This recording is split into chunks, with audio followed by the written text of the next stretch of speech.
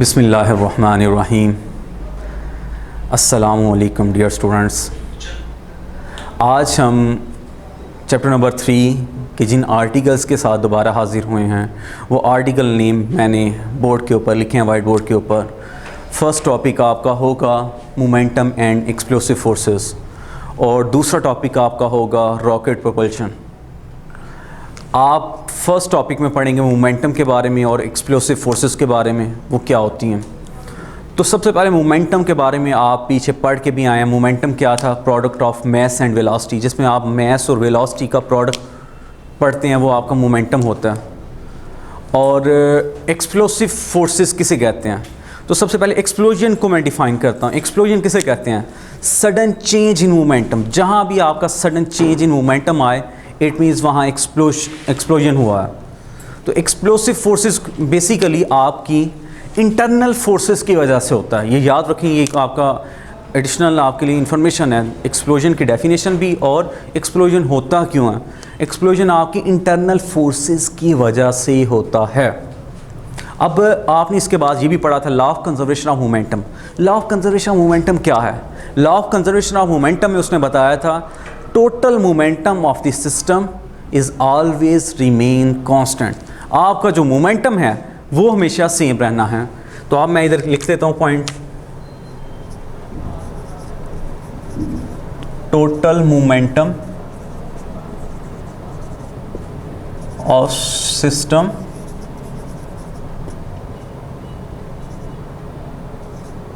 remains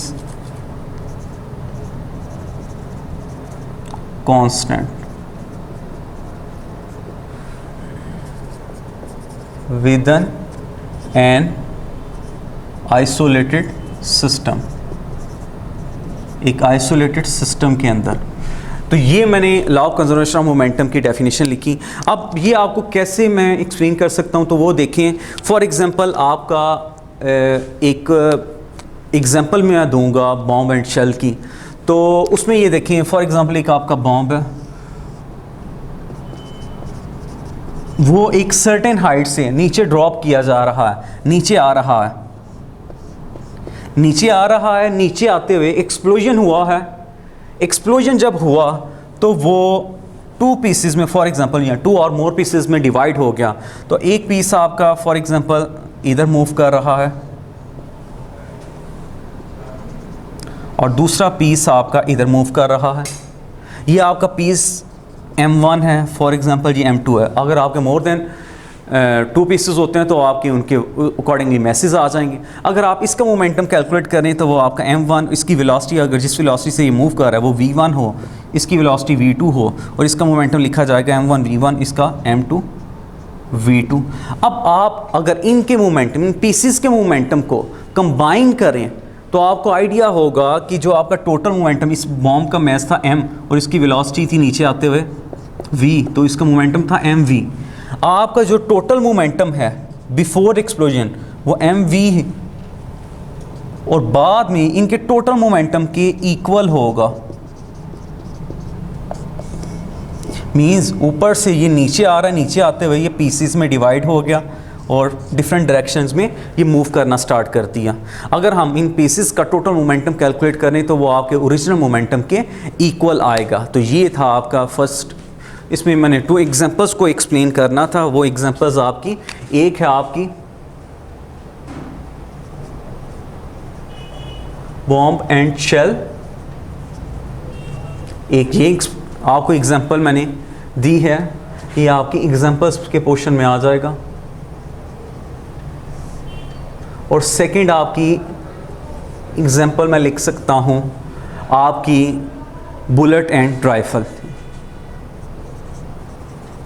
bullet and rifle.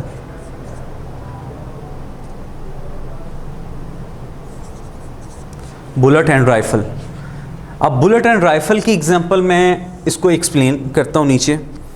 For example आपकी rifle है, उसका मैस है कैपिटल M और बुलेट का मैस है। अब मैंने उसको कैपिटल M क्यों कहा? उसका मैस ज़्यादा है इसीलिए मैंने कैपिटल M रख दिया।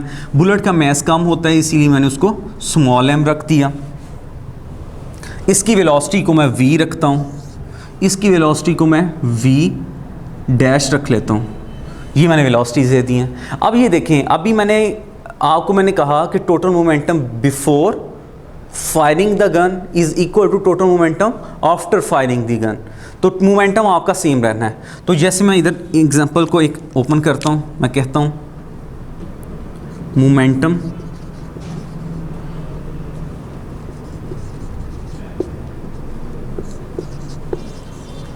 Before firing is equal to momentum after firing. आपका ये देखें, फायर करने से पहले आपकी राइफल भी रेस्ट पर होगी और आपकी बुलेट भी, वो भी रेस्ट पर होगी, क्योंकि आपने फायर ही नहीं किया, उनकी वेलोसिटी नहीं होगी। जब दोनों की वेलोसिटी ज़ीरो होगी तो आप बिफोर फायरिंग उसको कह सकते हैं, उसका टोटल मोमेंटम क्या हो जाएगा, ज़ीरो हो जाएगा। और आपका मोमेंटम जो गन का होगा वो m और v डैश के इक्वल हो जाएगा, m और v डैश के। जबकि आपकी बुलेट का मोमेंटम वो होगा प्लस m और उसकी वेलोसिटी v। ये आ गया आपका। अब ये देखें, मैं इसको अपोजिट साइड पे लेके जाता हूँ, तो ये बन जाएगा m v dash equal to minus m v. इसको मैं अपोजिट साइड पे ले गया हूँ, तो ये आ गया आपका। अब ये देखें, यहाँ से फिर अगर मैं रिलेशन निकालूँ, ये रिलेशन क्या आएगा, वो v1 dash is equal to m v. मैं इसको मैं इधर लिखने लगा हूँ, इसका फार्मूला, इससे आगे जो रिलेशन है ये मैं ऊपर लिखने लगा हूँ इधर। तो ये देखें, यहाँ से फिर रिलेशन आ जाएगा आपका v dash is equal to minus m v over capital M। तो यहाँ से रिलेशन आपका ये आया। ये रिलेशन आपको क्या बताता है, अब ये v1 डैश क्या थी, राइफ़ल की वेलोसिटी। आपको पता है कि ये मास ऑफ दी राइफ़ल वो ज़्यादा होता है जब आपका डिनोमिनेटर की वैल्यू ज़्यादा, और आपका इन दोनों का रिलेशन क्या होगा, इन्वर्स रिलेशन है। इट मीन्स राइफ़ल का मास ज़्यादा है तो राइफ़ल की वेलोसिटी क्या होगी, कम होगी। और ये नेगेटिव साइन किसको शो करता है, ये नेगेटिव साइन शो करता है अगर आपने गन चलाई हो या चलाते हुए देखा हो, जब गन चलाई जाती है तो क्या आप जब गन चलाते हैं तो आपका हैंड वहीं का वहीं रहता है, कि आपको पीछे झटका नहीं महसूस होता है कि आप आगे की तरफ मूव करते हैं या पीछे की तरफ मूव करते हैं, आपका हाथ या आप खुद कहाँ मूव करते हैं। तो ऑब्वियसली जब आप गन फायर करते हैं तो आप बैकवर्ड मूव करते हैं। अगर आप ऐसे गन चला रहे हैं तो आपको पीछे की तरफ एक झटका महसूस होता है, शॉक लगता है। तो वो क्यों होता है, ये नेगेटिव साइन बता रहा है कि action and reaction equal but opposite in reaction होते हैं। बुलेट से, जो बुलेट आपकी निकली गन से, राइफल से, वो आगे की तरफ मूव करती है और उसका रिएक्शन क्या है, जो बैकवर्ड होगा, पीछे की तरफ। लेकिन वो वेलोसिटी आपकी कम होगी क्योंकि आपका राइफ़ल का मास ज़्यादा है, तो उसकी वेलोसिटी क्या होगी, कम होगी। तो आपको एक कम वेलोसिटी के साथ बैकवर्ड एक झटका महसूस होता है, वो इस नेगेटिव साइन से शो हो रहा है। तो ये थी आपकी बुलेट एंड राइफ़ल एग्जांपल, और वो कितनी वेलोसिटी होगी ये आप इस फार्मूले से कैलकुलेट कर सकते हैं। तो अब चलते हैं रॉकेट प्रोपल्शन के ऊपर। तो आपका नेक्स्ट टॉपिक है वो है रॉकेट प्रोपल्शन। अब सबसे पहले आपको इसका वर्किंग प्रिंसिपल बताते हैं कि जो रॉकेट की मूवमेंट होती है, ये इसका वर्किंग प्रिंसिपल क्या है, रॉकेट कैसे मूव करता है। तो ये किन प्रिंसिपल के ऊपर वर्क करके अपनी प्रोपल्शन कंप्लीट करता है, मींस अपनी मूवमेंट कैसे करता है। तो इसके वर्किंग जो प्रिंसिपल हैं उनमें आता है आपका first law of conservation of momentum. ये आपको मोमेंटम के टॉपिक में भी बताया था मैंने, ये एक है। और आपका सेकंड है इसमें Newton third law of motion, law of motion. तो ये दो इसके वर्किंग प्रिंसिपल हैं जो यहाँ आपको बताने चाहिए। और ये शॉर्ट क्वेश्चन भी आता है, what is the working principle of rocket propulsion. तो इसमें ये आते हैं। अब प्रोपल्शन इसकी होती क्या है, इसकी मूवमेंट मींस रॉकेट की मूवमेंट कैसे होती है। तो इसके लिए देखें, मैं रॉकेट की साथ डायग्राम भी बना देता हूँ कि वो भी आपको आइडिया हो जाए। तो रॉकेट की डायग्राम बनाते हैं।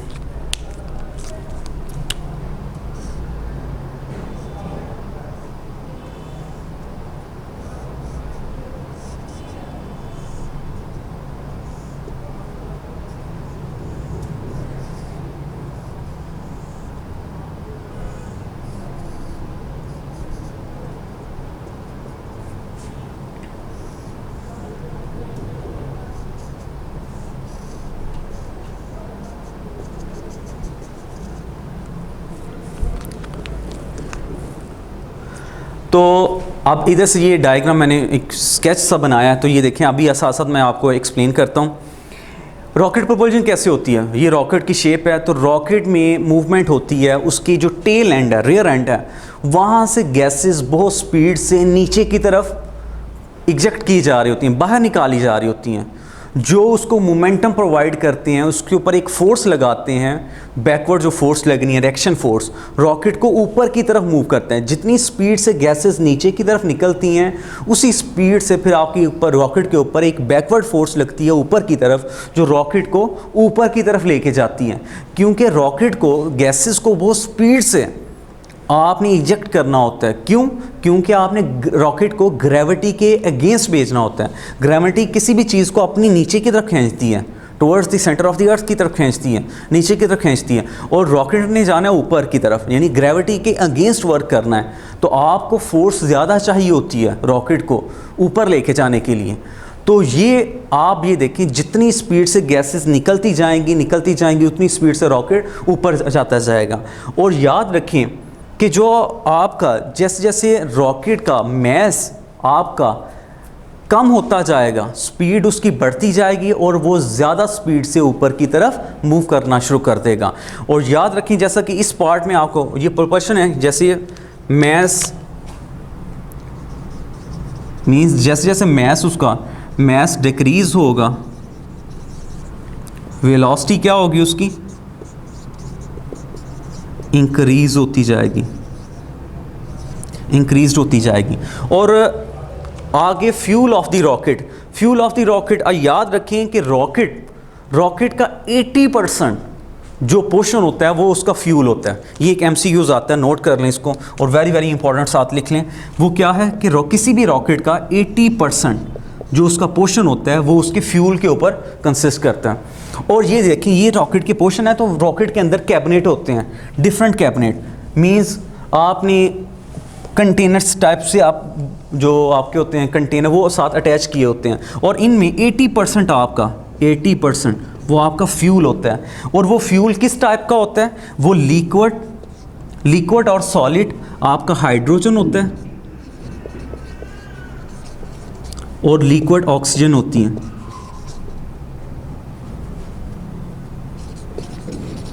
लिक्विड और सॉलिड ऑक्सीजन।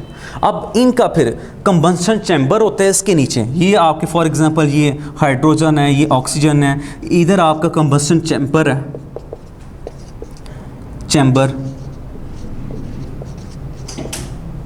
चैम्बर के अंदर फिर वो उन गैसेस का मिक्सचर तैयार होता है, फ्यूल तैयार होता है, और उनको नीचे आपको बर्न आउट किया जाता है, जिससे फिर आपकी जो गैसेस हैं वो लीक आउट करती हैं नीचे की तरफ। और वो गैसेस, अब याद रखें, ये भी एक MCQs है, वेरी वेरी इंपॉर्टेंट MCQs। ये आपको जितने भी, ये पोर्शन को हाईलाइट कर लें, फ्यूल ऑफ द रॉकेट को, इस पोर्शन से MCQs आता है। और वो इसमें जो गैसेस की लीक आउट की जो स्पीड होती है, वो कितनी रफ्तार से वो फ्यूल यूज़ करता है, कंज्यूम करता है, वो देखें, वो 10,000 kg पर सेकेंड। मीन्स एक सेकेंड में वो 10,000 kg फ्यूल यूज़ कर लेता है, इतनी स्पीड से कंज्यूम करता है। और जिस स्पीड से आपकी गैसेस टेल एंड से बाहर निकलती हैं, उसकी स्पीड क्या होती है? उसकी स्पीड होती है 4000 मीटर पर सेकेंड। यानी इतनी स्पीड से 4000 मीटर पर सेकेंड की स्पीड से गैसेस जो हैं वो आपकी टेल एंड से बाहर आ रही होती हैं। तो ये MCQs, इनमें से कोई एक MCQs आपको आ जाता है पेपर में एज ए MCQs या एंट्री टेस्ट में। तो ये आप इसको आपने हाईलाइट करना है और अच्छी तरह से आपने याद करना है। तो ये आगे हम चलते हैं problem with of mass. Problem ये है, अब रॉकेट है, इतना बड़ा होता है, इतना ज़्यादा उसका मैस होता है, तो उसका मैस को हम कैसे इतनी ऊपर तक लेके चले जाते हैं स्पेस में? रॉकेट को हम स्पेस में कैसे लेके चले जाते हैं? तो प्रॉब्लम तो मैस की है। उस मैस की प्रॉब्लम को कैसे ओवरकम किया जाता है? तो ओवरकम इसलिए किया जाता है, अब ये आपको बताया है कि रॉकेट के अंदर डिफरेंट कैबिनेट होते हैं। ये ऐसा ही है, मतलब परस्ती है। ये रॉकेट ने इन सब को अपने साथ अटैच किया हुआ है जब तक उनको उसकी ज़रूरत है। फॉर एग्ज़ाम्पल, इसमें आपने जो गैसेस रखी हुई थी, जो लिक्विड और हाइड्रोजन का जो फ्यूल रखा हुआ था, वो आप कंज्यूम कर चुके हैं, वो आपने इस्तेमाल कर लिया है। तो आप क्या करेंगे, इस कैबिनेट को एक्सपेल कर देंगे, मीन्स रॉकेट से जुदा कर देंगे, छोड़ देंगे। उससे होगा क्या? रॉकेट का मैस क्या हो जाएगा? रिड्यूस हो जाएगा। जब रॉकेट का मैस रिड्यूस हो जाएगा तो वो उसकी स्पीड बढ़ जाएगी और वो ज़्यादा रफ्तार से मूव करना शुरू कर देगा। अब रॉकेट की स्पीड एक जैसी नहीं रहती, ये पॉइंट नोट कर लें। बच्चे क्वेश्चन पूछते हैं, सर रॉकेट किस स्पीड से मूव करता है? आपने बता दिया गैसेस इतनी स्पीड से निकलती हैं, ये हैं 4000 मीटर पर सेकेंड। फ्यूल कितनी स्पीड से वो कंज्यूम करता है, वो ये तो बता दिया। लेकिन रॉकेट की जो जितना एक्सेलरेशन होगा, जिस एक्सेलरेशन से मूव करता है, वो कितना होगा? तो याद रखें, उसका एक्सेलरेशन कांस्टेंट नहीं रहता। क्यों? क्योंकि उसका मैस वेरी करता रहता है। जब मैस वेरी करता है तो उसकी वेलोसिटी भी चेंज होती रहती है और वो आहिस्ता आहिस्ता ज़्यादा होती हैं जैसे जैसे मैस डिक्रीज़ करता है। तो वो भी हम करते हैं। तो ये प्रॉब्लम विद मैस क्या किया आपने, कैसे रिजॉल्व कर दी कि आपने जो कंटेनर थे उनको एक्सपेल कर दिया, निकाल दिया, बाहर छोड़ दिया, जिससे क्या हुआ, मैस ऑफ रॉकेट वो क्या होगा, डिक्रीज हो जाएगा, जिससे क्या होगी, वेलोसिटी इंक्रीज हो जाएगी, वेलोसिटी आपकी बढ़ जाएगी। ये है इस पार्ट को। तो ये अब हम चलने लगे हैं mass of the gases expel through the tail end of the rocket। वो आपकी क्या है, आपका जो mass of gases ejected वो आपका m डैश है, और उनकी जो वेलोसिटी है गैसेस की वो आप कहते हैं v है। तो आपका जो इनिशियल मोमेंटम हो जाएगा, इनिशियल मोमेंटम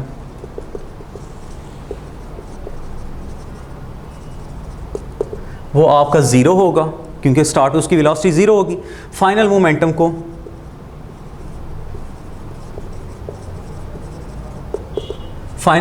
को मैं m डैश v कह सकता हूँ। तो आपकी फोर्स क्या आ जाएगी, change in momentum over time. तो चेंज इन मोमेंटम आपका m dash v over t आ जाएगा, ओवर t ये आ गया। तो यहाँ से फिर मैं फोर्स को लिख सकता हूँ कि आपका m dash over t into v। तो आपका ये m dash over t basically क्या है कि ये वो है mass of the gases ejected at time t। तो इसको सिंपल वर्ड्स में आप ऐसे कहते हैं, ये फोर्स आपकी mv के इक्वल है। ये वो टाइम है कि यूनिट टाइम के अंदर पर सेकंड आपका कितना फ्यूल कंज्यूम हो रहा है, वो आपका m आ गया। और आपने न्यूटन सेकंड लॉ के अकॉर्डिंगली पढ़ा हुआ है F इक्वल टू m में। तो ये कैपिटल M मैंने किसका लिखा, रॉकेट के मैस को m से शो किया, और ये उसका एक्सेलरेशन है। आपकी अगर इक्वेशन 1 और इक्वेशन 2 को कंपेयर किया जाए, इक्वेशन 1 और लेफ्ट हैंड साइड तो दोनों की सेम है, तो राइट हैंड साइड भी सेम होगी। तो ma is equal to mv ऐसे लिखा जा सकता है। तो यहाँ से फिर आपका आ जाएगा a कि mv over capital M। This equation shows that the relationship between acceleration of the rocket and mass of the rocket is inversely proportional to each other। अब इस इक्वेशन से आपको पता चलता है जैसे जैसे आपका रॉकेट का मैस डिक्रीज करेगा वैसे वैसे उस रॉकेट का एक्सेलरेशन क्या हो जाएगा, इंक्रीज हो जाएगा। मीन्स मैस जब डिक्रीज करना है तब आपका एक्सेलरेशन इंक्रीज़ कर जाएगा। मीन्स एक रॉकेट आपका ग्रेटर वेलोसिटी के साथ, ग्रेटर एक्सेलरेशन के साथ मूव करना स्टार्ट कर देगा अपवर्ड डायरेक्शन में अगेंस्ट द ग्रेविटी। तो इस तरह आपने प्रॉब्लम ऑफ मैस उसको भी ओवरकम कर लिया और उसकी आप एक्सेलरेशन भी कैलकुलेट कर सकते हैं किसी भी पॉइंट के ऊपर, किसी भी हाइट के ऊपर।